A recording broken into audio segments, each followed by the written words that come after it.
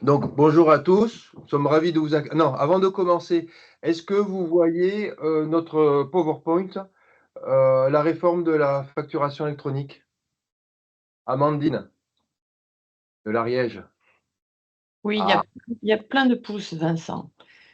bon, génial. Il y a plein de pouces, donc c'est top. Donc là, vous voyez la réforme et nous, on vous voit, donc c'est parfait. Donc, merci à tous d'avoir répondu présent parce que c'est extrêmement important pour nous de pouvoir vous informer le plus grand nombre possible. Là, dans la présentation, nous sommes deux nous sommes trois, trois des six associés à vous présenter la réforme de la facturation électronique. Ben, Benoît Carrier, ici présent, qu'un grand nombre d'entre vous connaissent. Bonjour. Voilà, moi, que vous connaissez en grande partie aussi, et un associé qui se cache parmi vous, mais peut-être que vous l'avez déjà reconnu, qui jouera le client qui suit ce webinaire, pour la simple et bonne raison, c'est qu'elle posera des questions quelquefois qu'on n'ose pas poser.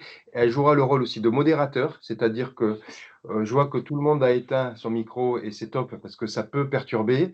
N'hésitez pas à poser des questions et toutes les questions possibles via le chat.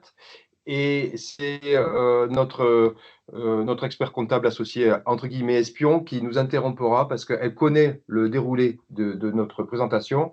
Et au niveau du déroulé de cette présentation, elle sait à quel moment intervenir. Voilà.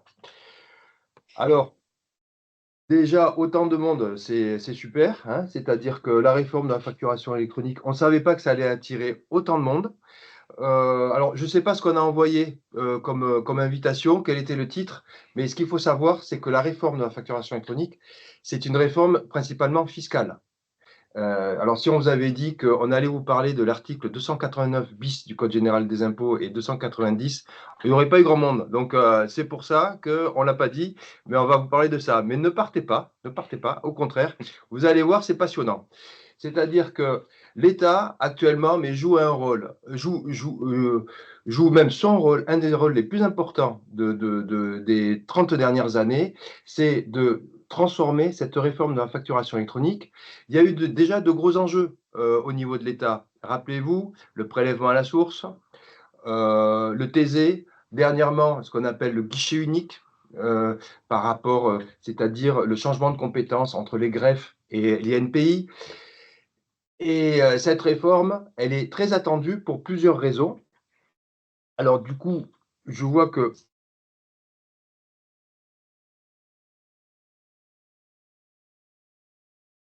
Vincent, tu as coupé ton micro. Ah non, pardon. Bon, en tout cas, j'ai oublié ce que je disais. Mais, Le premier alinéa de voilà, l'article. on va vous présenter, ne partez pas encore, le premier alinéa de l'article 289 bis du Code général des impôts, qui est, vous le voyez, l'objectif, et c'est l'objectif principal, c'est de renforcer la lutte contre la fraude fiscale.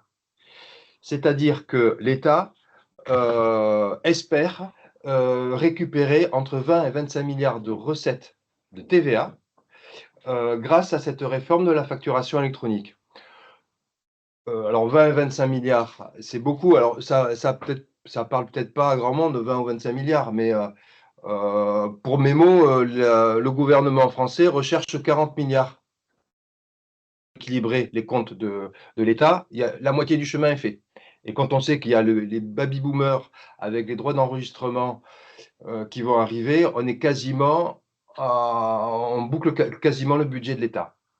Et alors, monsieur l'expert comptable, comment est-ce que l'on est concerné? Pourquoi cette lutte contre la fraude à la TVA? Pourquoi la facture électronique va leur permettre de lutter contre la fraude? Une facture, qu'elle soit papier ou qu'elle soit électronique, on ne voit pas très bien pourquoi ça va ramener autant d'argent.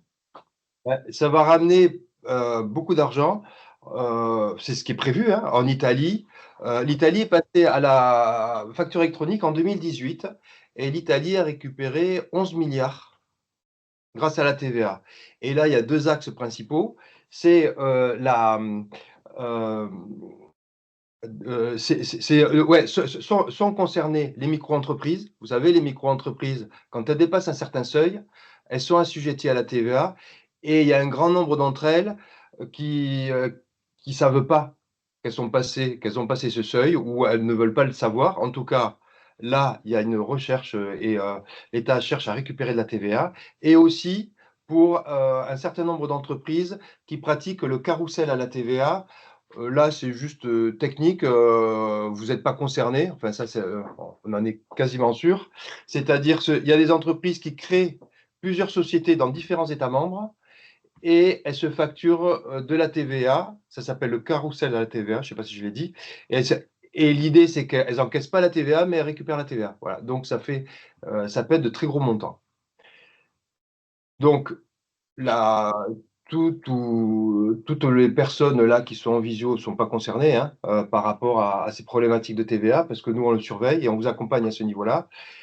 Le côté sympa de la réforme, malgré tout, c'est que cet article 1 sur le renforcement de la lutte contre la fraude à la TVA, ça va limiter quand même les distorsions de concurrence entre les différentes entreprises. C'est-à-dire qu'un maçon qui fait une prestation pour une maison neuve, s'il est à la TVA, il coûte 20% plus cher qu'un maçon qui est en micro-entreprise. Donc, ça permet de lutter à ce niveau-là. Ça, c'est le premier article. Le deuxième article, l'objectif est de diminuer les coûts déclaratifs et faciliter les déclarations avec, à terme, le pré-remplissage des déclarations de TVA. Ce qu'il faut... Oui. Donc, ça va se remplir tout seul. La déclaration de TVA, elle va se remplir toute seule grâce au système. C'est l'objectif de l'administration fiscale. Ce qu'il faut savoir, nous et moi en tant qu'élu de l'ordre, en fait, on est souvent avec le commissaire du gouvernement. Et l'objectif, le commissaire du gouvernement, c'est la personne qui chapeaute toutes les directions, les DGFiP, en fait, de l'Occitanie. Et l'objectif, c'est de rapprocher l'administration fiscale auprès du contribuable. C'est un objectif, c'est un but. Alors, ils essaient justement de changer les mentalités, de faire en sorte qu'on ne devienne plus un contribuable, mais un client. C'est un objectif. Et l'objectif est d'accompagner les entreprises. Alors pour le moment, et l'objectif à terme aussi, c'est de pré-remplir les déclarations de TVA. Un jour, ça se fera.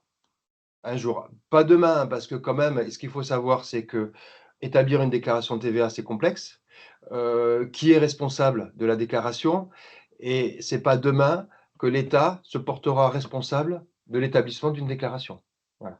Donc, c'est écrit dans la loi. Donc, peut-être qu'à terme, d'ici 3-4 ans, les déclarations de TVA se feront toutes seules. Donc, on n'a pas des exemples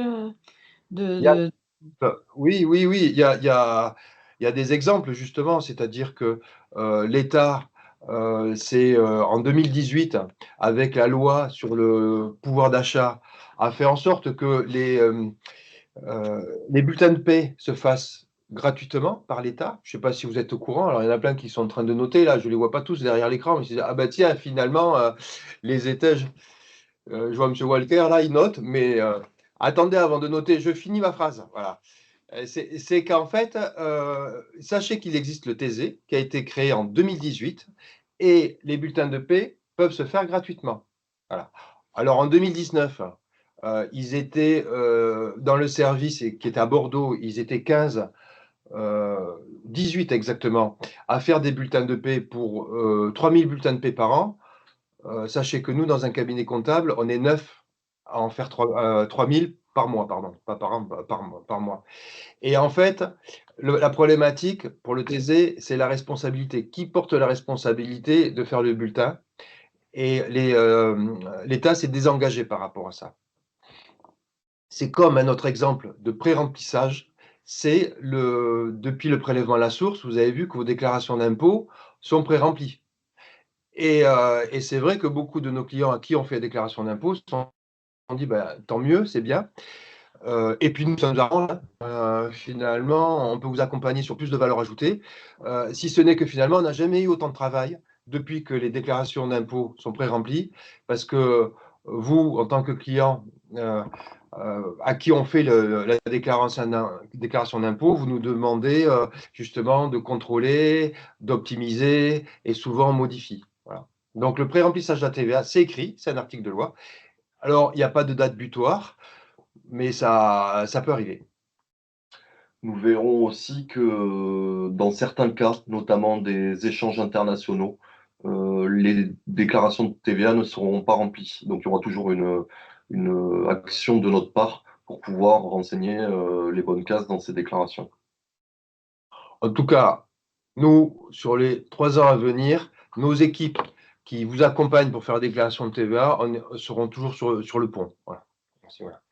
Alors, maintenant, je vois que tout le monde est passionné par les articles. Il y a le 3e article où c'est écrit « Alléger la charge administrative, réduire les coûts et les délais de paiement pour permettre une amélioration de la compétitivité ». Alors là, vous avez vu quand même, il suffit de lire l'article 289 bis du Code général des impôts qui vous explique comment améliorer votre compétitivité. Alors moi, ça fait 25 ans que j'exerce. J'ai jamais vu, c'est la première fois que l'État nous aide à être plus compétitifs. Alors là, c'est quand même, ça peut être le cas quand même. Donc, lisons cet article avec intérêt. C'est-à-dire que quand il y a écrit alléger la charge administrative et réduire les délais de paiement, permettre une amélioration de la compétitivité, pour certains d'entre vous qui travaillez avec de grosses entreprises, vous vous apercevez que les plus grosses entreprises ou même l'État, quelquefois, tardent à payer vos factures. Vous savez que depuis 2018 aussi, il y a une loi qui oblige les entreprises à payer ses fournisseurs dans un délai de 45 jours. Et on espère quand même que cette facture électronique, cette réforme sur la facture électronique, obligera les grands donneurs d'ordre à respecter ces délais, parce qu'on le voit, nous, chez nos clients. Certains clients ont des difficultés de trésorerie parce que ils ont, les gros donneurs d'ordre, en général, ont tendance à traîner pour payer. Dont l'État. L'État aussi, ouais, exactement, c'est vrai. Donc l'État ou bon, Airbus de moins en moins, mais on a vu que quelquefois il pouvait tarder. Et le 4e article, comme ça, vous saurez tout. Le 4e article, il indique, a pour but d'améliorer la connaissance en temps réel de l'activité des entreprises et le pilotage des politiques publiques. Alors là, depuis le Covid, quand même, le Covid a été un révélateur. C'est-à-dire que l'État s'est aperçu que l'État n'était pas en capacité à connaître l'activité en temps réel des entreprises. Donc, ce qui s'est passé pour le Covid, vous le savez, l'État a fait ce qu'il a pu avec les connaissances qu'il avait et a distribué des aides à certains d'entre vous pour de bonnes raisons. Et quelquefois, l'État n'a pas pu aider certaines entreprises parce qu'ils n'avaient pas la connaissance de certains secteurs. Là, l'objectif, c'est de piloter les politiques publiques en temps réel, et c'est quand même bien. Alors nous, c'est l'occasion de vous dire que nous, depuis un certain temps, on vous communique via notre site internet l'activité en temps réel des entreprises et de votre secteur géographique.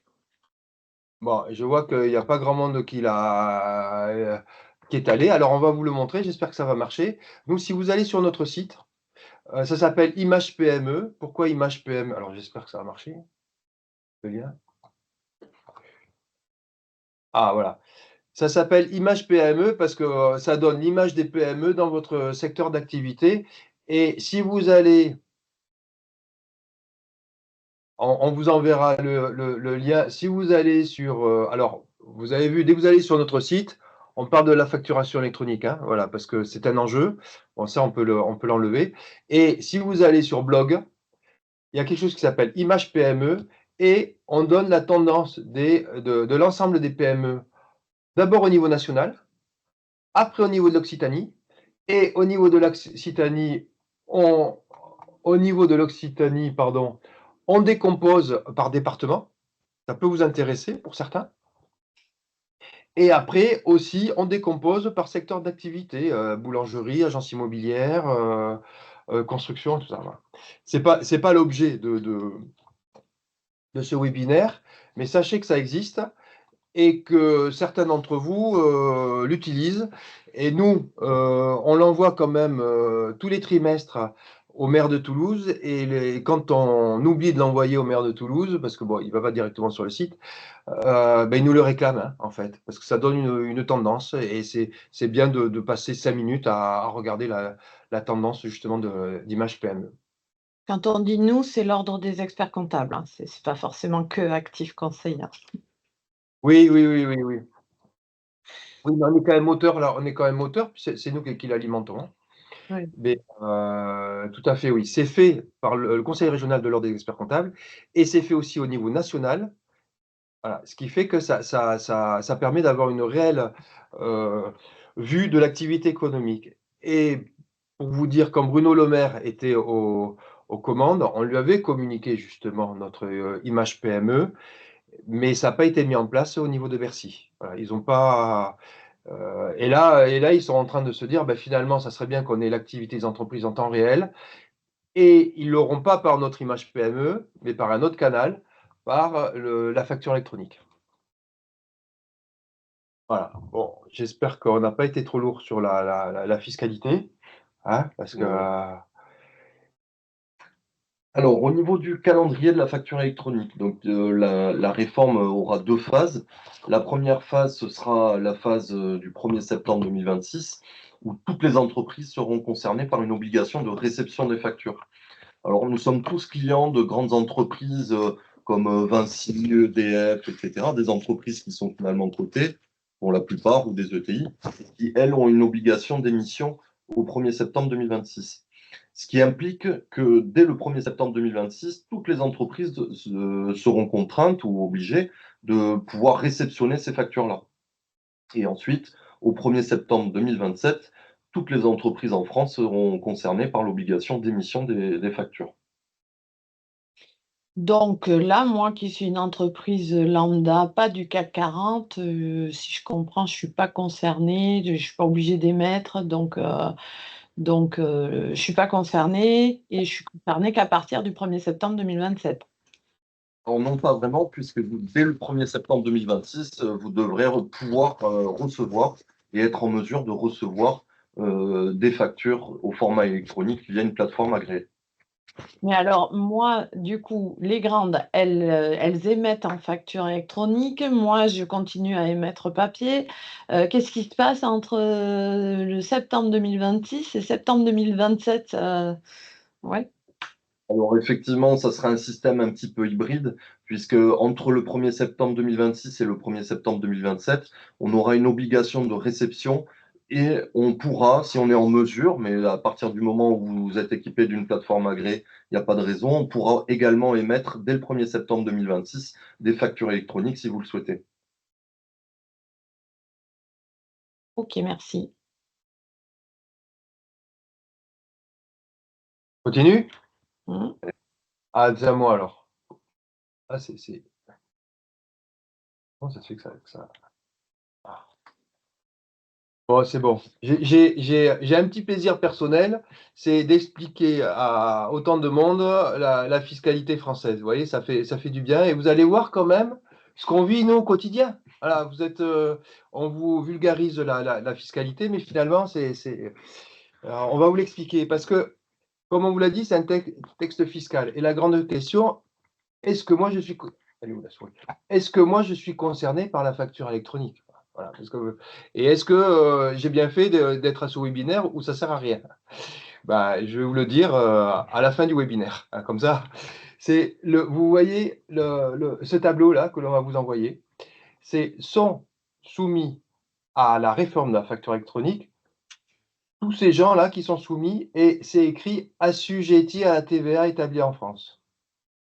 Et dans ce tableau, il y a des flèches. Je pense que vous voyez le curseur, hein? On le voit le curseur? Ouais. Ah, voilà. Tous les redevables. C'est-à-dire que là, c'est simple. Vous qui écoutez, si tous les mois ou tous les trimestres vous faites une déclaration de TVA, vous êtes concerné. Ça, c'est le plus facile. Les plus faciles.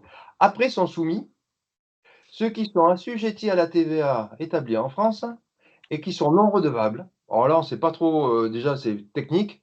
Alors, pour sortir du technique, c'est quand même, sont concernés toutes les micro-entreprises et tous les auto-entrepreneurs qui sont dans le champ d'application de la TVA. Et ça, en termes de communication, on l'a pas entendu. Et quand je discute dans un bar avec quelqu'un sur comme quoi il me dit ah, mais moi je suis au micro, je suis pas concerné par la facture électronique. Si, vous êtes concerné par la facture électronique. Et, et là, il va y avoir. C'est pour ça qu'on souhaite communiquer et communiquer autour de vous. Et là, quand je vais chez mon médecin qui me dit mais moi je suis pas concerné par la facture électronique parce que je suis pas à la TVA et tout ça. Si les professions libérales, les professions médicales sont concernées aussi par la facture électronique. Et si vous avez dans votre activité en plus une SCI où vous louez par exemple à votre entreprise, vous êtes aussi concerné par la facture électronique. C'est-à-dire que même si vous faites 4 factures par an, par trimestre, il faudra l'établir en 2027 sous format électronique. Et c'est ce côté de non redevable où, à notre avis, il va y avoir beaucoup de bruit. Et c'est pour ça qu'on tient à s'y prendre le plus tôt possible, justement, pour justement, nous, quelques entreprises qu'on accompagne en micro-entreprises et tout ça, pour les avertir et les accompagner. Et vous, bien sûr, vous équiper. Après, dans les assujettis à la TVA établis en France, il y a une partie, c'est les non soumis en émission, c'est-à-dire toutes les opérations secret défense et opérations exonérées au sens des articles 261 du Code général des impôts.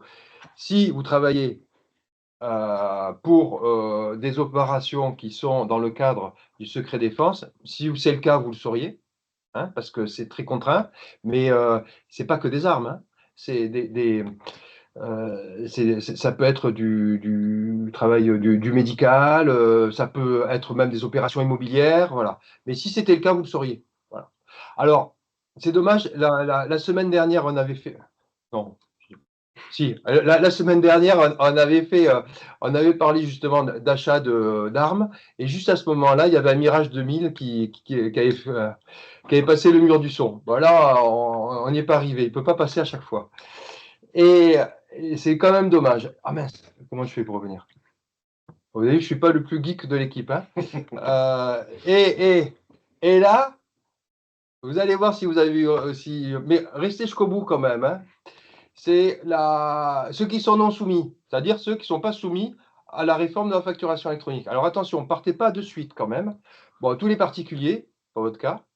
Et il y en a, et j'en ai là je vois qu'il y a Agnès, Amandine et certains, les associations à but non lucratif, c'est-à-dire qui ne sont pas soumis à la TVA, qui ne sont pas soumis aux impôts, à l'impôt sur les sociétés et tout ça. Ces associations ne sont pas dans le cadre de la réforme et elles ne seront pas contraintes. Et ensuite, les entreprises non établies en France, internationales, là, c'est pas le cas. Donc là, Vincent, moi je suis une association à but non lucratif, donc effectivement, vous me dites de rester mais je ne suis pas concernée. Ce qui me rassure un peu quand même, parce que comme ça, je n'aurai pas à aller dans tout ce bazar que vous nous annoncez. Donc c'est cool. C'est bien ça, hein, j'ai bien compris. Alors oui, vous avez parfaitement compris. Vous n'êtes pas soumise à une obligation légale d'être équipé d'une plateforme agréée.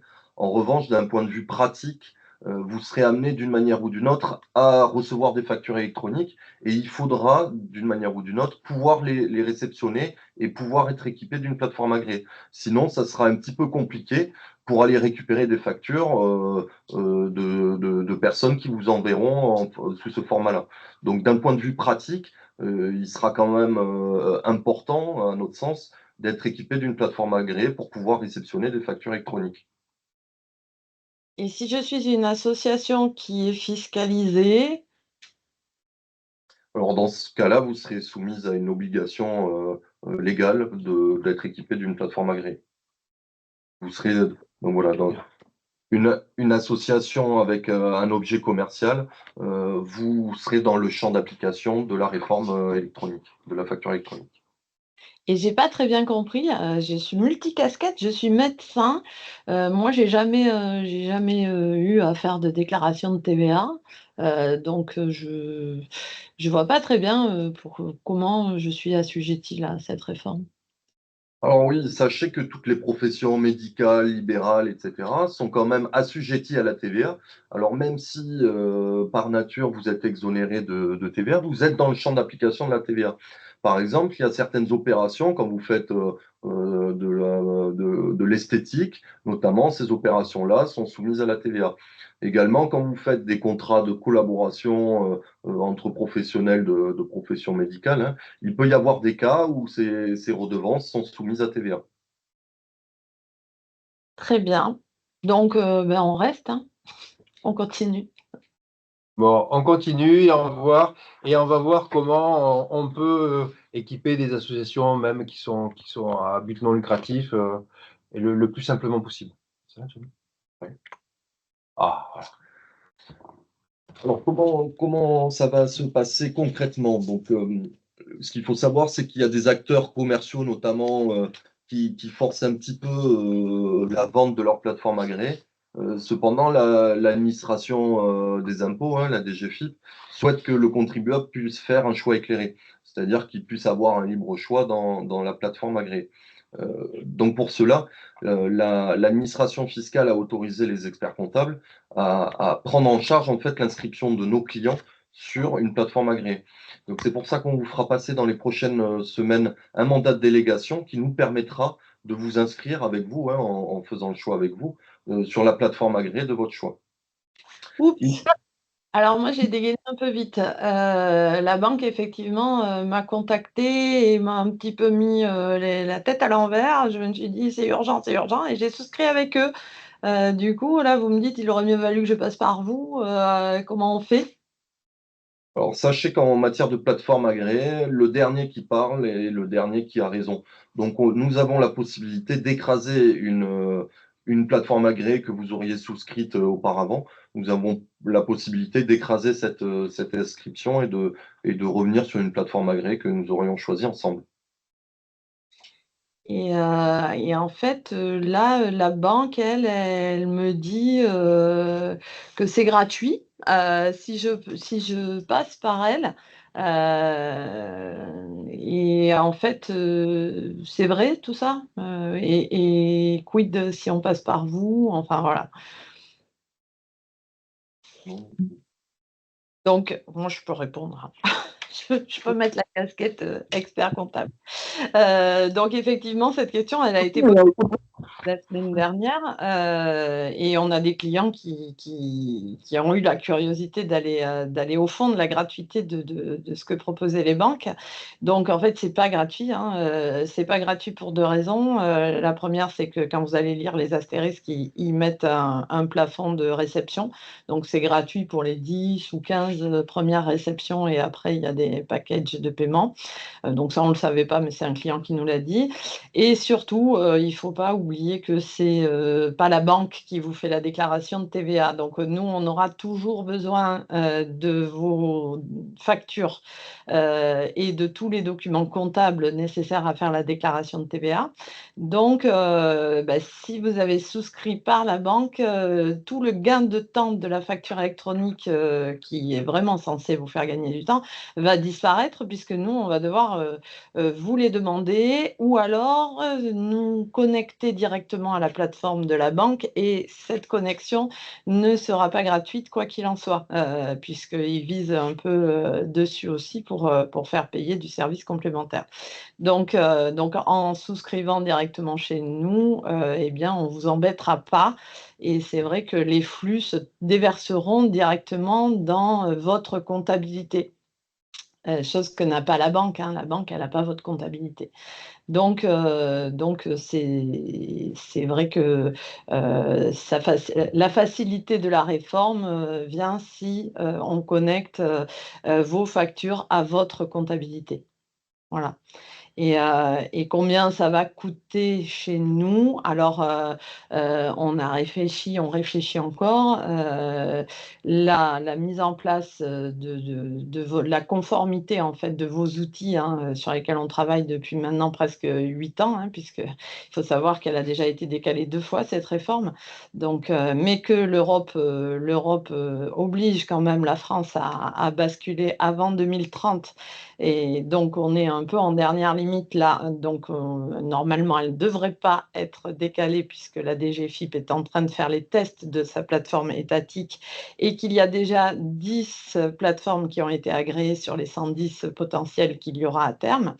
Donc nous, notre but depuis ces 8 années, c'est que ça soit indolore pour vous. Ce qu'on va faire sur les 2 années de la réforme, c'est qu'on va facturer 10 € par mois pour tout ce qu'on est en train de faire en termes d'études de faisabilité. Donc vous recevrez, on le facturera en une fois au mois de janvier 2026 et au mois de janvier 2027, 120 € par an pour l'année. Voilà. Ce qu'il faut savoir aussi, c'est que des acteurs comme les banques ou d'autres, hein, ou des logiciels peuvent proposer des prestations de réception ou d'émission de facturation électronique, mais ne prendront jamais en fait la responsabilité des déclarations qui seront établies. Donc, contrairement à nous qui collectons, comptabilisons, traitons et faisons les déclarations pour vous, d'autres acteurs, des logiciels ne prendront jamais cette responsabilité-là.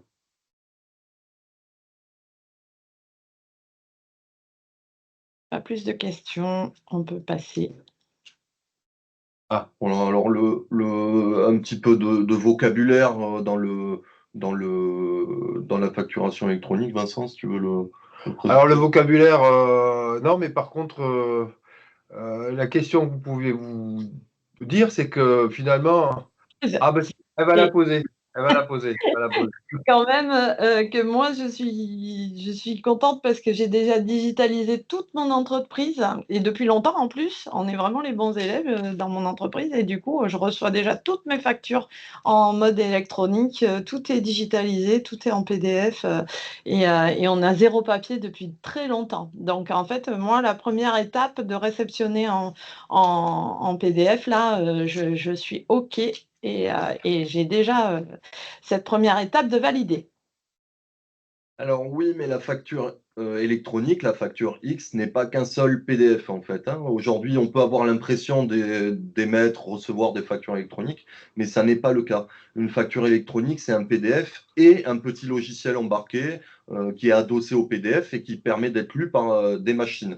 Donc la facture électronique n'est pas qu'un seul PDF. Ah, donc il faut quand même que je m'y colle. Et oui, il faudra être équipé en fait d'une plateforme agréée pour que le PDF soit enrichi de cette balise logicielle et pourra être lu par n'importe quelle plateforme agréée. Voilà. En 2 mots, la facture électronique, c'est un PDF et en gros un Excel attaché où il y a une série de mentions obligatoires. Et les mentions obligatoires, vous en avez 26. Vous voyez, donc c'est bien de connaître les 26 mentions obligatoires lorsque vous établissez une facture.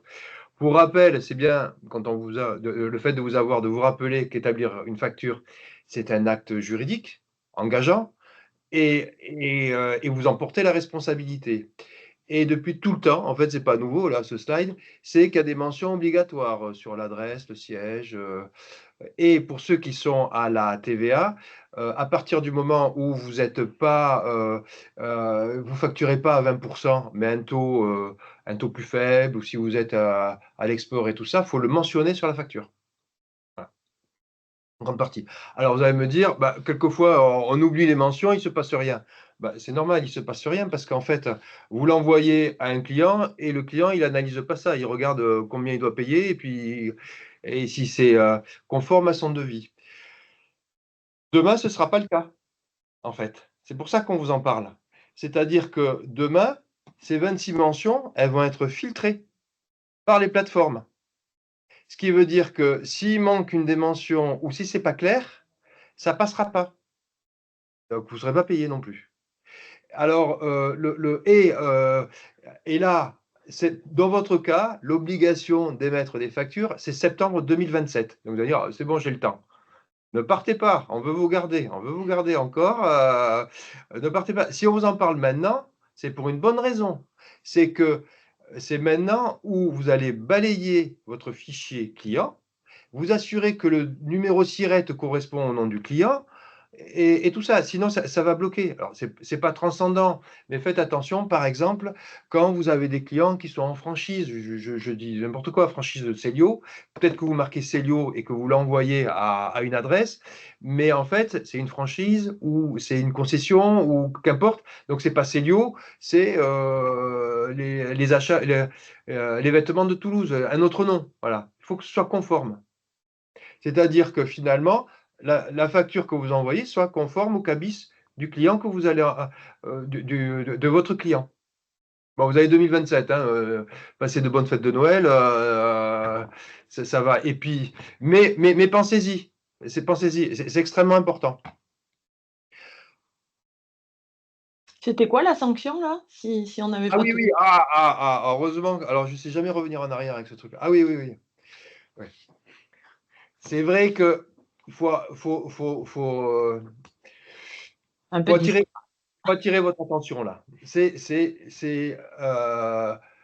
Est-ce que vous savez combien coûte une mention qui manque? Par exemple, pays du client.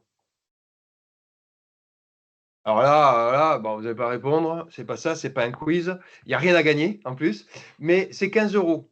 Alors il y en a qui vont se dire 15 euros, c'est rien. C'est rien 15 euros. Parce que lors des contrôles fiscaux, ils le regardent quand même.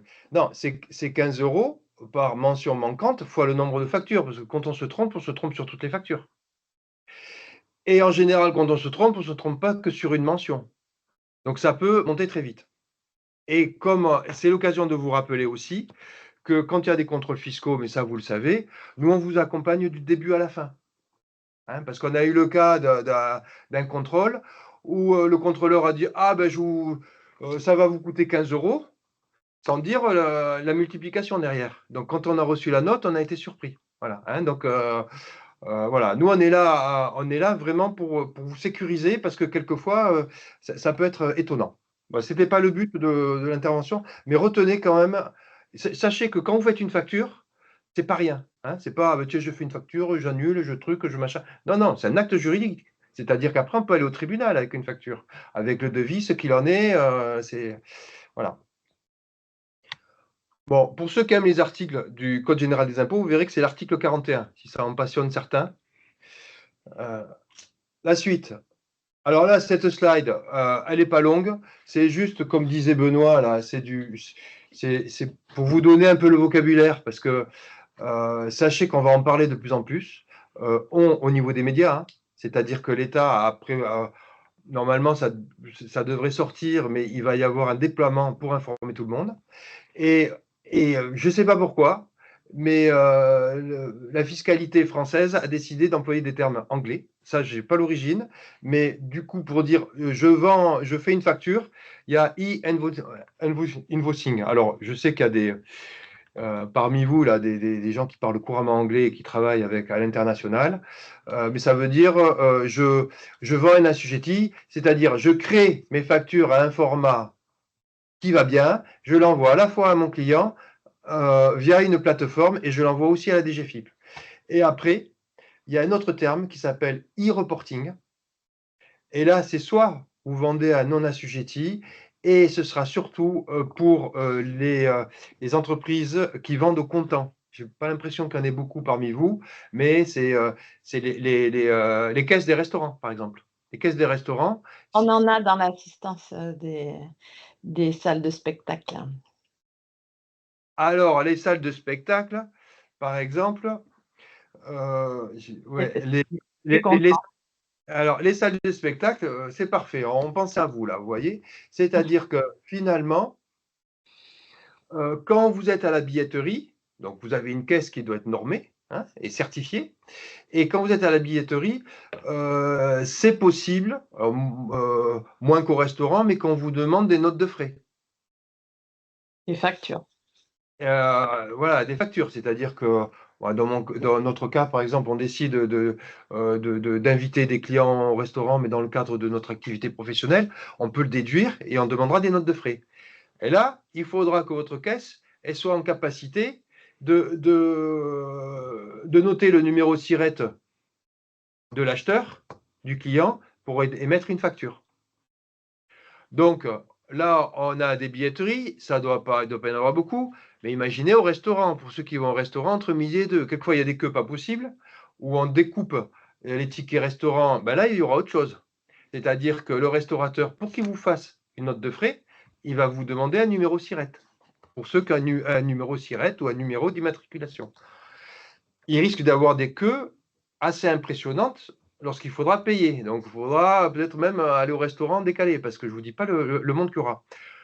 Ce qui va se passer certainement, c'est que tout évolue très vite et vous aurez certainement une application avec un QR code ou avec la caisse, le restaurateur pourra scanner votre QR code et mettre une facture assez rapidement. Sinon, ça va être long. Hein.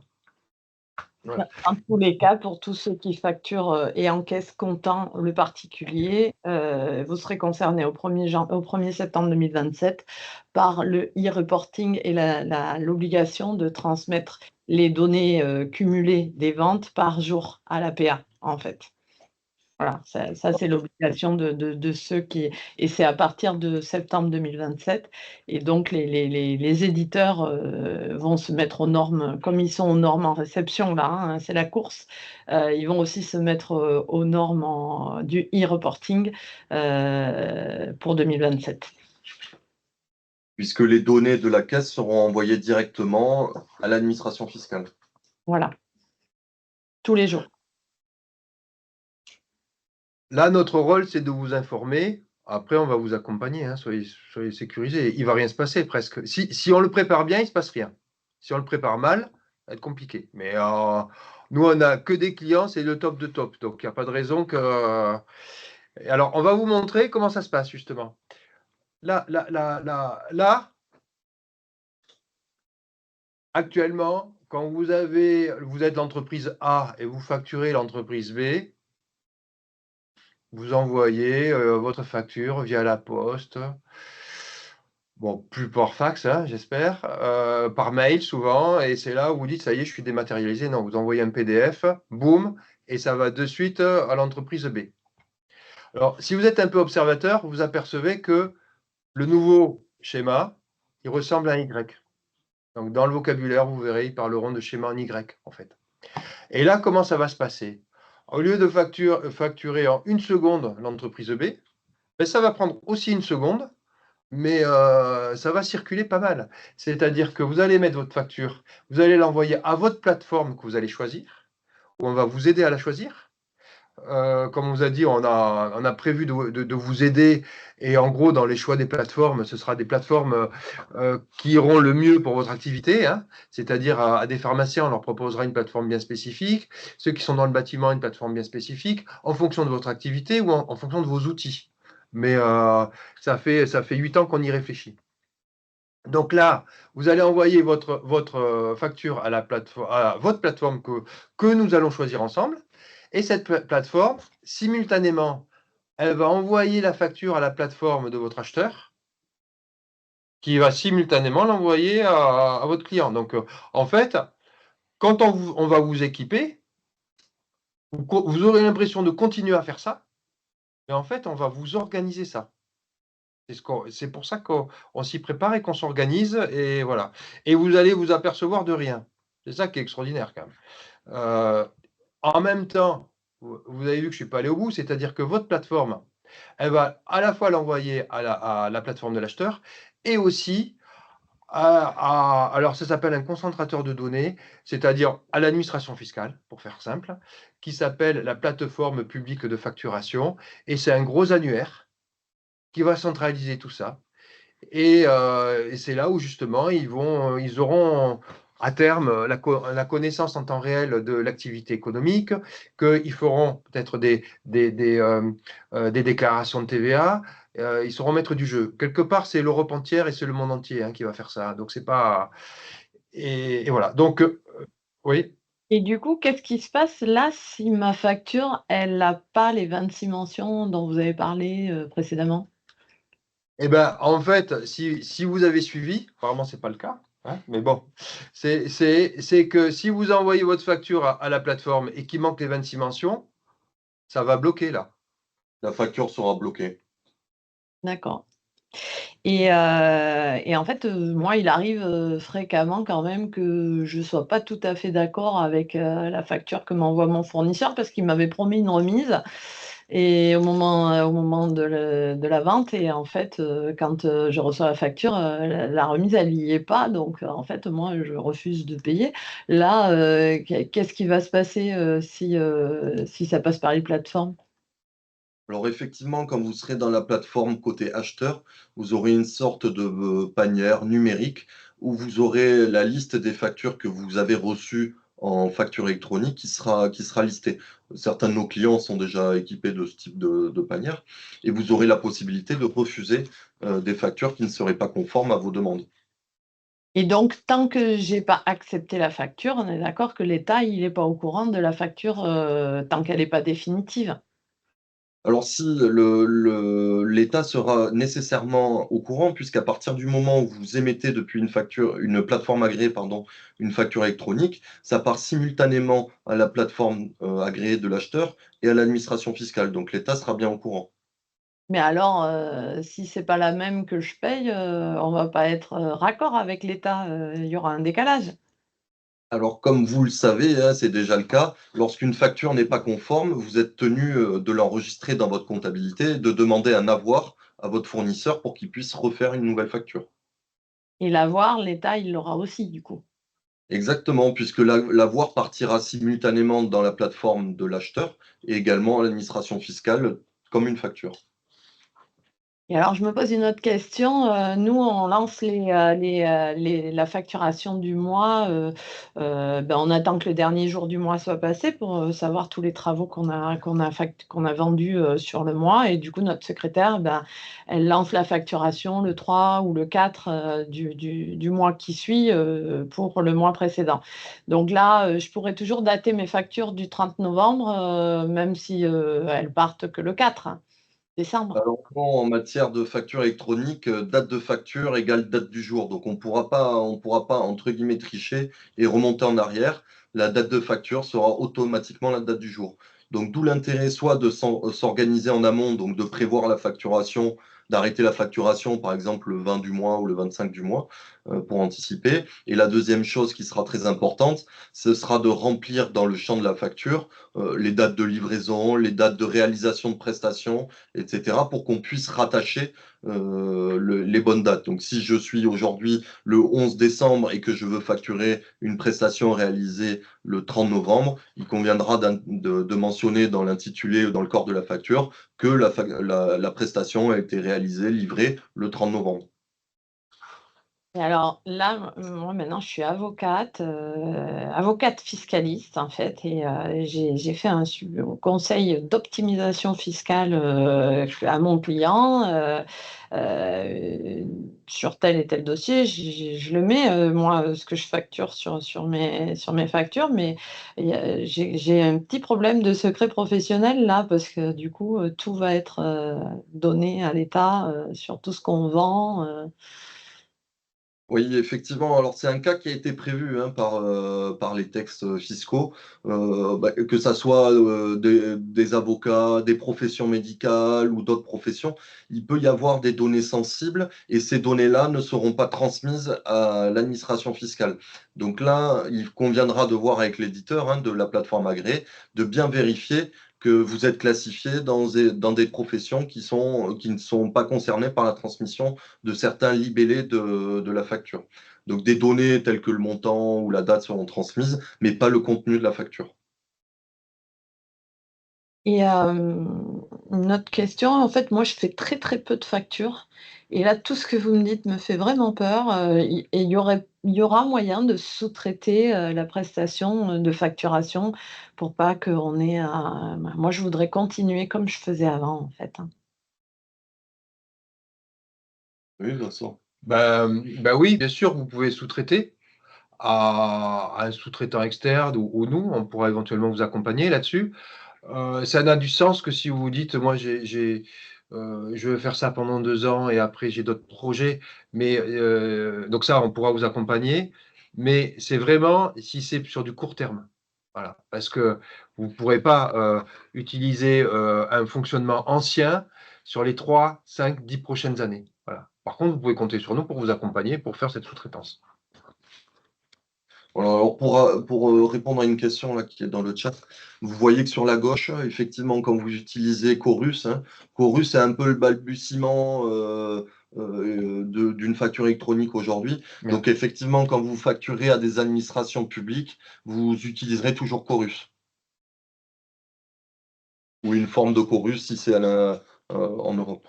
Bon, non, c'est bien, c'est bien, c'est bien. Ben, comme ça, on balaye les questions. Tu as répondu à la question de Pierre, c'est ça? Oui. Et attends, hop. Et il y a une question. Sachez que nous, vous vous en rendez pas compte, mais nous, on travaille en sous-marin pour vous et vous le savez même pas, quoi. Donc, on va vous le dire. C'est-à-dire que depuis 8 ans, on a fait en sorte, pour la plupart d'entre vous, de vous équiper de certains outils dont vous avez la connaissance, parce que c'est visuel. Par exemple, mon expert en gestion. Je vois que Vincent Chauveau a l'outil Mon expert en gestion. D'autres, vous avez certains outils ou qu'on utilise en interne. Et finalement, sachez que par exemple, ceux qui ont Mon expert en gestion, eh ben, vous n'allez pas voir la différence parce qu'en fait, on va tout connecter et on choisira avec vous, au cas particulier de Mon expert en gestion. Le groupe Mon expert en gestion a sa propre plateforme et pour faire simple, on le validera avec vous, mais on ira sur cette plateforme, sauf si vous avez d'autres choix par simplicité, par fluidité. Voilà. D'autres qui ont des ERP, on le verra de manière plus construite. Et ceux qui n'ont rien, on vous proposera différents outils en fonction de votre spécificité, si un comptable en interne ou pas en interne et tout ça. Donc mon expert en gestion est à la fois plateforme agréée en réception et en émission. Donc les personnes qui sont déjà sur cet outil-là, nous on s'occupera donc de vous inscrire sur l'annuaire, de connecter les tuyaux, etc. Et ça sera quasiment transparent pour vous. Alors, on a une remarque sur Chorus et sur les autres plateformes des autres États. Donc, il faut savoir que les éditeurs en France, ils s'inspirent largement de ce qui a déjà été fait parce que la France est un des derniers pays à basculer dans la facturation électronique. Donc, l'Italie y est déjà, l'Espagne, la Grèce, non, l'Espagne, je ne crois pas. Mais en gros, les éditeurs en France se calent aussi pour être conformes aux plateformes internationales, notamment la plateforme PayPal. Donc, bon, ils sont un peu dans la course, là, contre la montre, mais ils viennent nous informer de leur mise à jour au fur et à mesure qu'ils les passent. Et il y a 15 jours, Ingénéo, pour ceux qui y sont, et qui est un des outils qui sera plateforme, hein, ils attendent l'agrément d'ici Noël, nous a certifié qu'ils allaient être conformes PayPal aussi. Oui, en fait, normalement, c'est Chorus qui devait être la plateforme étatique. Chorus devait être gratuite pour l'ensemble des entreprises, mais l'État a fait machine arrière, en fait, parce qu'ils n'ont pas les moyens d'hébergement, tout simplement. Ils ont délégué l'hébergement de la facturation électronique aux éditeurs du secteur privé parce qu'ils n'avaient pas les moyens de développer cette technologie au niveau étatique. Donc, la plateforme qui devait être gratuite et publique a capoté, tout simplement. Et ce ne sera pas Chorus. En fait, vos plateformes respectives iront se déverser dans le concentrateur de données qui ira, le cas échéant, dans Chorus. Alors, le Chorus existera toujours, mais quand vous facturez le gouvernement. Voilà. Là, il y a une question, est-ce que les restaurateurs vont vérifier le SIRET? Franchement, on ne sait pas là. Je pense qu'ils ont d'autres soucis. Par contre, sachez que toutes les entreprises, dont le gouvernement et l'administration fiscale, s'équipent d'intelligence artificielle et vont croiser les données.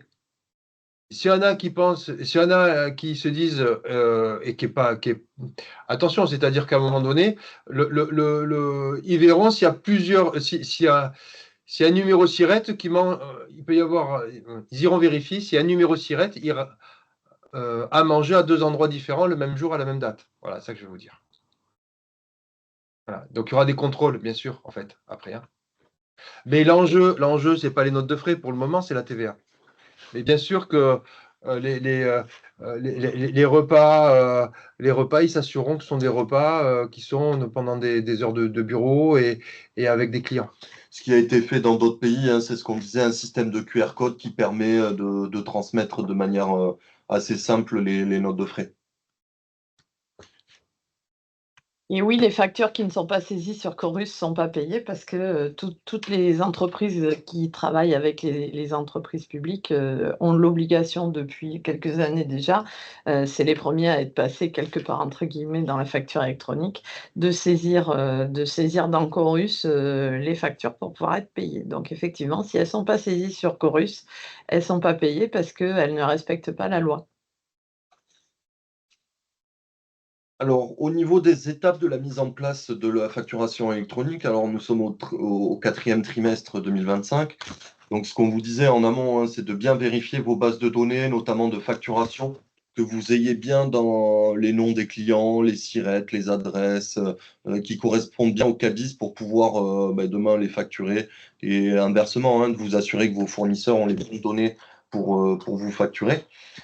Au premier trimestre 2026, donc on vous fera passer le mandat qui nous permettra de choisir avec vous la plateforme agréée qui vous correspond. On sera en mesure normalement hein, de faire des tests et des paramétrages au niveau du deuxième trimestre 2026 pour être opérationnel au 1er septembre 2026 et recevoir les premières factures électroniques. Donc ouais, quatrième trimestre 2026, vous pourrez aussi émettre des factures électroniques si vous êtes équipé hein, d'un logiciel comme MEC, ça sera possible, mais ce ne sera pas une obligation. L'obligation d'émission interviendra au 1er septembre 2027. Et là, sur votre petit schéma, il y a marqué sensibilisation, information des équipes, troisième trimestre 2025. On n'est pas un peu à la bourre? Alors, comme on vous l'a dit en préambule,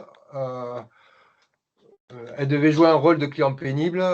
Franchement, elle joue à la perfection pour ce genre de questions. C'est bien. C'est vrai. C'est vrai qu'on aurait aimé vous sensibiliser, vous en parler en juin ou avril de 2025 et on a attendu, on a attendu. Pourquoi on a attendu? Parce qu'en fait, déjà, ça ne nous arrange pas. On aurait préféré vous informer 6 mois ou même un an avant. Mais pour vous informer, il faut qu'on ait une démarche claire. La démarche claire, on l'a pas, on l'avait pas. Là, sachez que maintenant, la loi qui est faite par l'administration fiscale, là, ici, elle est quasiment claire. Il manque des amendements, mais on connaît parfaitement l'axe. Et comment ça se passe? C'est-à-dire que la loi dit, ah ben tiens, il faut 26 mentions. Avant, il y en avait 22. Avant, ce que disait Elisabeth, c'était que Chorus devait être aussi une plateforme accessible à l'ensemble des entreprises gratuites. Ils se sont désengagés. Et donc, ils font comme ils peuvent et ils essaient d'être dans les temps. Et ensuite, la loi est à peu près claire. Donc, les éditeurs, ils sont 100 éditeurs, là, une centaine. Ça s'appelle des plateformes agréées, c'est-à-dire qu'ils vont, normalement, mais pas encore, ils vont être agréés par l'État, mais ils finalisent. Et pour vous dire comme quoi ça change, pour ceux qui aiment la lecture, allez voir ce qui se passe et vous verrez même, quelquefois, il peut y avoir des erreurs dans nos slides parce qu'il y a 6 mois, ça ne s'appelait pas des plateformes agréées, ça s'appelait des PDP. Voilà, des plateformes de dématérialisation. Ils ont changé les termes. Du coup, eh ben, nous, on est là avec vous à vous informer, mais il faut que toute la chaîne soit claire. Voilà. Là, on sait à peu près pour 99% d'entre vous quelle est la plateforme que l'on va mettre en place, quel est l'outil, et on a pu voir les outils les moins chers possibles, et l'idée, c'est que ce soit le moins lourd pour vous.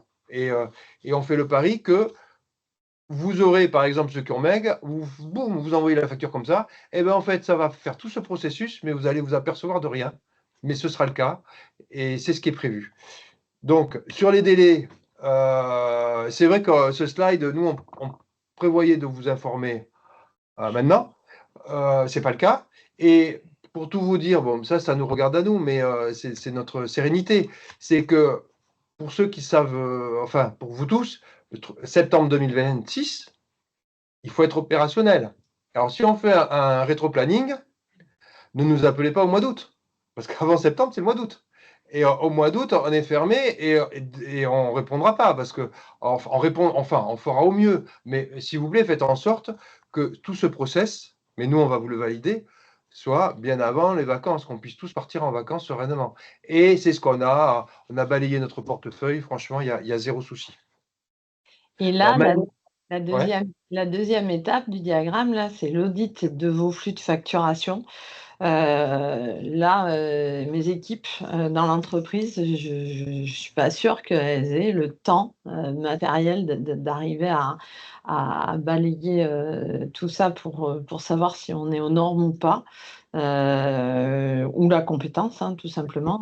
Là, c'est vrai que ça fait un peu paniquer quand même cette étape-là. Alors, c'est une bonne question, comme dirait l'autre. Et retour à l'envoyeur, tu as qu'à répondre. Voilà. Alors oui, effectivement, ça c'est une question qu'on s'est posée pour vous, puisqu'on essaie toujours d'être au plus proche de vos besoins et d'être votre partenaire privilégié dans toutes les étapes de la vie de votre entreprise. Donc nous, on s'est dit qu'on allait effectivement eh ben, vous accompagner aussi sur autre chose que de la comptabilité, hein, puisque eh ben, on n'est pas sans savoir que l'intelligence artificielle arrive aussi à grands pas dans l'entreprise. Donc la facture électronique, finalement, c'est une étape dans la digitalisation de vos flux. Alors nous, on va vous accompagner sur cette étape-là, donc en auditant votre système de facturation, en vous accompagnant dans la mise en conformité de l'automatisation des tâches, en vous assistant dans le choix de vos outils, en mettant à votre disposition les outils et en prenant en charge éventuellement, si vous le souhaitez, certaines tâches administratives. Pour ce faire, eh bien, notre cabinet évolue, puisque nous aussi, pour la première fois, on va embaucher d'autres personnes que des comptables ou des gestionnaires de paye ou des juristes, les gens qui ont l'habitude de vous accompagner au quotidien, en fait, chez nous, eh bien, on ouvre un autre service, en fait, hein, où on recrute des chefs de projet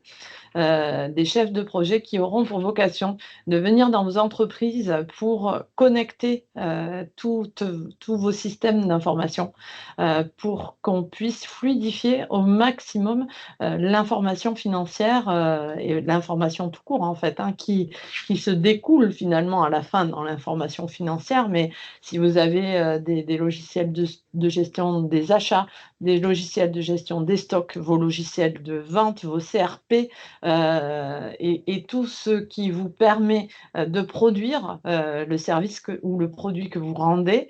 Voilà, nous, le but de ce service, c'est d'aller accélérer, fluidifier la transformation et connecter les tuyaux entre eux pour que vous gagniez vraiment en productivité et en réactivité dans l'information de votre entreprise, en fait.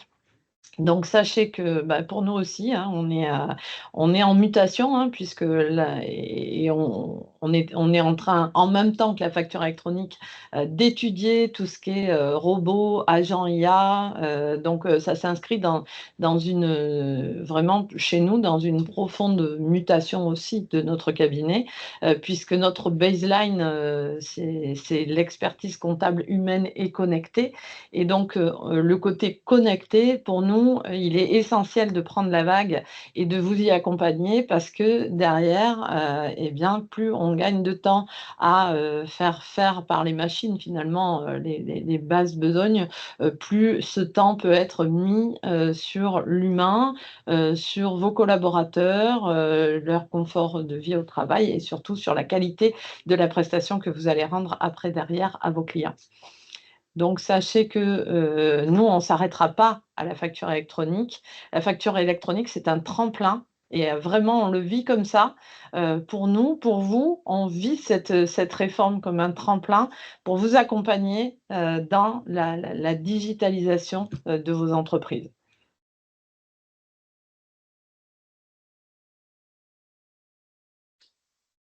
Vincent, tu as coupé ton micro. Eh bien, écoutez, très bien, c'est super. Vous avez vu que L'idée, c'est de passer à la compta 3.0. On ne l'a pas dit, c'est que dans l'analyse de l'État, nos systèmes d'information en France ont 10 ans de retard. Alors, M. Walker, là, qui va souvent aux États-Unis, je ne sais pas si c'est le cas, mais je crois bien qu'on a 10 ans de retard. Voilà, il faut le savoir. Et ça, c'est le premier point. Et alors, nous, le pari dont vous parlez, Elisabeth, c'est de passer de 10 ans de retard à 10 ans d'avance. Et malgré tout, ce qu'on sait et ce qu'on voit, et vous le vivez tous les jours, c'est que vous utilisez bien les applis, Deezer, Spotify, le Google Maps, pour fonctionner au quotidien. Voilà. Teams, Time, voilà, tous ces trucs-là. Donc, et ça, c'est pour fonctionner au quotidien. Ce qu'il faut savoir au niveau macroéconomique, c'est que le marché des applications dédiées aux particuliers est arrivé à maturité. C'est-à-dire qu'ils sont allés au max du max, et quelque part, c'était la meilleure des cibles, puisque forcément, c'est là où il y a le plus de monde. Maintenant, les applis arrivent à grands pas au niveau des entreprises.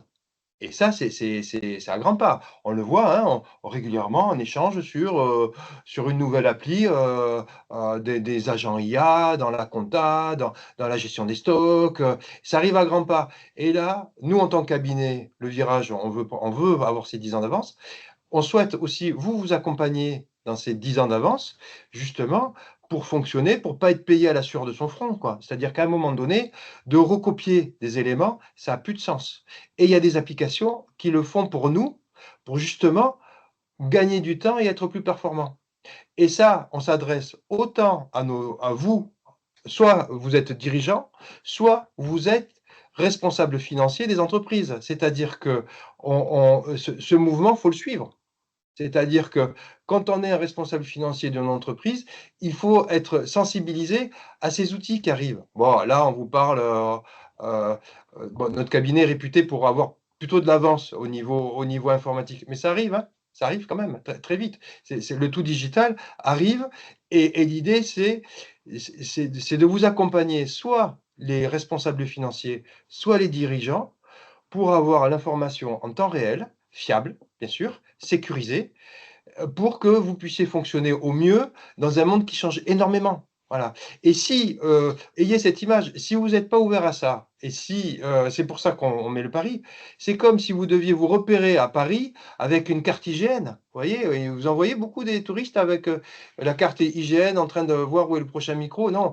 Métro, tout le monde a Google, Waze et tous ces éléments pour se déplacer. Et franchement, ça arrive vite. On le voit nous parce qu'on est en veille, mais c'est une belle vague, et il faut la prendre avec enthousiasme. Et surtout, ce qu'on veut vraiment vous dire, c'est que il n'y a pas le plus compliqué, c'est de le mettre en place. Après, à utiliser, il n'y a pas plus simple. Hein, Waze, tout le monde sait l'utiliser. Moi, je suis nul, hein, je vais vous dire. J'ai la chance d'avoir Benoît à côté de moi. Il me met en place les trucs, mais après, je ne dis pas que je suis excité comme un canari, mais je suis content parce que ça marche, je gagne du temps et tout ça. Par contre, la transition, elle est compliquée. C'est clair que c'est compliqué. Mais là, soit vous bidouillez, entre guillemets, vous le faites par vous-même. Nous, on peut vous proposer ce service. Mais une fois que c'est mis en place, le gain de temps, il est fondamental. Donc, c'est le pari, voilà. Donc, par rapport, pour symboliser, alors, vous voyez, je suis nul en diaporama. Voilà, on a mis une fusée qui décolle. Attrapons la Lune ensemble, ou ce que vous voulez. Mais en tout cas, l'idée, c'est de la voir. Et si vous voulez, sur quoi qu'il en soit, on peut dire, ouais, le monde qui change et tout ça, c'est pénible. En tout cas, il change. Voilà. Donc, soit on y est dessus et on surfe sur la vague, et on fait ça avec plaisir et avec curiosité, et on reste des jeunes éternels. Ou alors, on ronchogne et on essaie de travailler comme avant, et ça peut être très compliqué. Voilà. Donc, c'était un peu le mot de la fin. On est ravis d'avoir parlé de fiscalité avec vous. On n'en a pas perdu sur le chemin. Franchement, on adore, hein. Vous pourrez sortir dans vos prochains repas l'article 289 bis, il nous embête ces temps-ci. Voilà, ça fait bien. Et surtout, alors il y a des questions, il y en a Il y a, il y une. a- il y a une question sur est-ce qu'il faudra payer une sorte d'abonnement à l'année à la plateforme choisie. Donc là, comme on vous l'a dit dans les premières slides, hein, il y a deux choses qu'il faut bien différencier. Il y a la réception et l'émission, en fait. Donc, là, le fait que vous passiez l'étape de réception, donc celle au 1er septembre 2026, on l'englobe en fait dans ces 120 € annuels qu'on va vous facturer pour que vous soyez connecté en réception et que vous passiez l'étape de manière indolore. Mais effectivement, si on bascule d'ores et déjà en 2026 et de toute manière en 2027 sur des outils qui permettent d'émettre la facture X, hein, c'est comme ça qu'elle s'appelle. Là, honnêtement, on n'a pas encore les ordres de prix puisque les éditeurs ils sont plutôt axés sur le côté réception pour le moment. Mais effectivement, ce sera probablement un abonnement. Alors certains parlent à la facture, d'autres à l'année. On vous communiquera hein, de toute manière dès qu'on a parce que probablement que vous avez certaines entreprises en fait qui ont déjà leur CRP et qui ont déjà leurs outils de facturation en fait. Donc là, il va falloir se renseigner auprès de ces éditeurs-là. On va pas vous mettre sur autre chose si vos outils sont agréés en fait. Donc là, il va y avoir sur cette année 2026 vraiment une étape d'audit hein, de ce que vous avez déjà en interne pour ceux qui ont déjà quelque chose, d'audit de ce qu'il va falloir mettre pour ceux qui n'ont rien. Et là, effectivement, il y aura, ce sera un peu au cas par cas en fonction de chacune de vos entreprises. Ce qui est sûr, c'est que la connexion pour être prêt à recevoir au 1er septembre 2026, on y sera. Et c'est pour ça qu'on vous fait cette facture one shot, je dirais, que vous allez recevoir en janvier, pour que vous soyez prêt dans le calendrier obligatoire, celui de recevoir les factures des grands donneurs d'ordre. Et pour répondre de manière plus précise à la personne qui a posé la question, si de mémoire, je crois que vous n'avez pas d'outil de facturation, Rachel, et ben en fait, il y aura les 120 € là en janvier, et on vous mettra un outil, mais un grand maximum, c'est 250 € à l'année. Voilà. Pour vous donner un ordre d'idée. Voilà. Et je suis voilà. Connaissant votre activité, ce qu'il en est. Très bien. Je peux peut-être activer les micros si d'autres personnes avaient d'autres questions. Alors,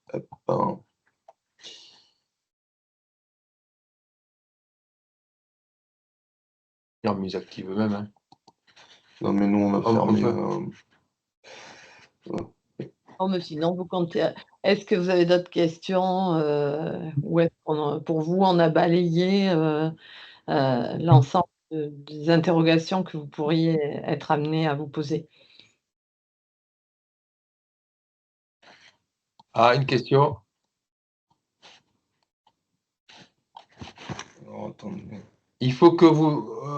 Non, mais c'est nous qui avons la main. Alors, hop.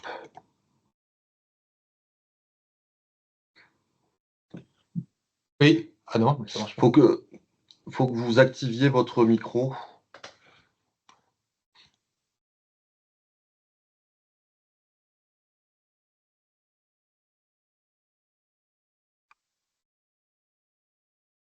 Bon, en fait, on a tellement peur de vos questions qu'on a tout bloqué. Non. Sinon, par contre, vous pouvez nous l'envoyer, et si c'est une question bien spécifique, vous pouvez l'envoyer à l'expert comptable concerné. On est tous fermés. Ouais, c'est bloqué. Non, mais je crois que c'est bloqué. On va pas. Ah, Si, ça y est, on vous a autorisé le micro. Par contre, il faut que vous puissiez l'activer de votre côté si vous avez des questions.